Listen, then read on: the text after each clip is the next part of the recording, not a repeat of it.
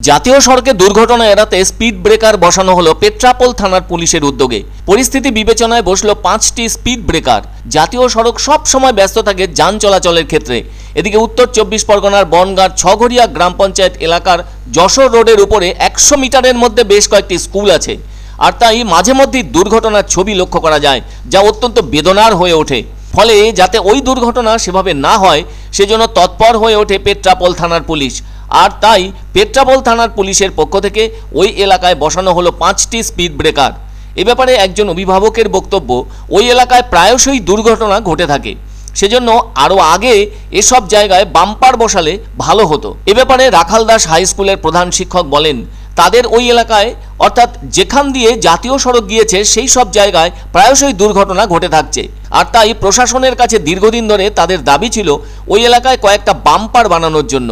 সেদিক থেকে পেট্রাপোল থানার পক্ষ থেকে আরও যে 5টা বাম্পার বসানো হলো, এতে আমরা সকলেই খুশি।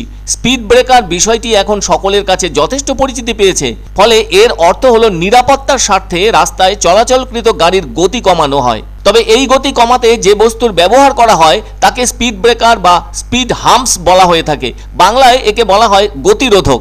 আর এই স্পিড ব্রেকার যদি রাবারের তৈরি হয়ে থাকে তাকে বলা হয় রাবার স্পিড ব্রেকার। তবে সড়ক দুর্ঘটনার অন্যতম কারণ হলো গাড়ির অতিরিক্ত গতি। ফলে ঝুঁকিপূর্ণ রাস্তায় বা সেরকম স্থানে গাড়ির গতি কমিয়ে দেওয়ার ব্যবস্থা হয় দুর্ঘটনা কমানোর জন্য, যার ফলে রাস্তার নিরাপত্তা ব্যবস্থা বাড়ানোর জন্য এ ধরনের স্পিড ব্রেকার বসানো হয়ে থাকে। এছাড়াও নিয়ন্ত্রিতভাবে অনেক কর্পোরেট হাউসের পার্কিং লটেও এ ধরনের স্পিড ব্রেকারও বসানো হয়ে থাকে। ইন্ডিয়ান রোডস কংগ্রেস পরামর্শ দিয়েছে যে স্পিড ব্রেকারগুলি মূলত 3.7 মিটার প্রস্থের একটি গোলাকার কুঁজ এবং 0.10 মিটার উচ্চতা দিয়ে সাধারণ ট্রাফিকের পছন্দের পরামর্শমূলক ক্রসিং গতির জন্য তৈরি করা হয়। স্পিড ব্রেকারের বিষয় নিয়ে যা কথাই হোক না কেন, তবে এর মূল উদ্দেশ্য দুর্ঘটনা এড়ানো, যার দুর্ভোগ থেকে মুক্তি চেয়ে আসছিলেন উত্তর 24 পরগনার বনগাঁর ছঘরিয়া গ্রাম পঞ্চায়েত এলাকার যশোর রোডের উপরে 100 মিটার দূরত্বের মধ্যে থাকা বেশ কয়েকটি স্কুলের শিক্ষক শিক্ষিকাদের পাশাপাশি স্থানীয় অভিভাবকরাও।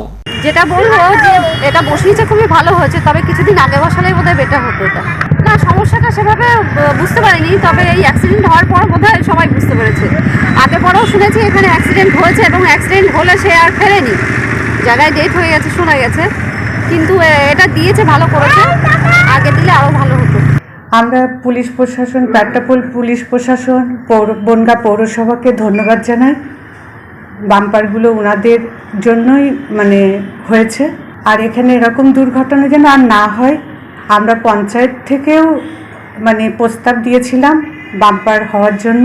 এখানে 3টে স্কুল আছে, প্রচুর ছেলে মেয়ে লেখাপড়া করে, যাতে ওরা স্বাচ্ছন্দ্যভাবে চলাফেরা করতে পারে। আমরা খুব খুব খুশি এই বাম্পারগুলো হওয়ার জন্য।